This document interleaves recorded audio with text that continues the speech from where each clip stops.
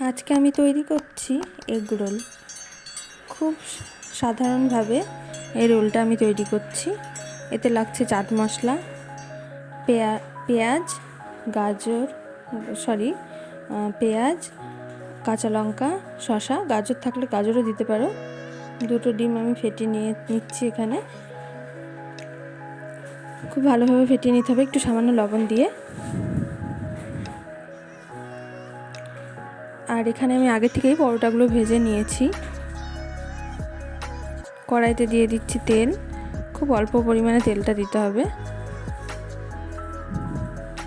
এবারে আন্দাজ মতো একটা ডিমের মতো আমি এখানে একটা ডিম দিয়ে দিচ্ছি। তোমরা চাইলে আলাদা আলাদাভাবেও একটা একটা গুলে নিয়ে করতে পারো। আমি এখানে দুটো একসাথেই গুলে নিয়েছি আমার সুবিধার্থে। এবারে অমলেটটা একটু হালকা টেনে আসলেই আমি ওপর থেকে দিয়ে দিব আগের থেকে ভেজে রাখা পরোটাটা। একটু চেপে চেপে দিতে হবে, ঠিক এইভাবে চেপে চেপে একটু দিয়ে নেবে পরোটাটা, যাতে একটু লেগে যায় পরোটাটার সাথে অমলেটটা। এবারে নামিয়ে নিব আমি পরোটাটাকে। দেন এর উপরে আমি শসা, পেঁয়াজ, কাঁচা লঙ্কা, টমেটো সস আর চাট মশলাটা উপর থেকে ছিটিয়ে রোল করে নেব। রোল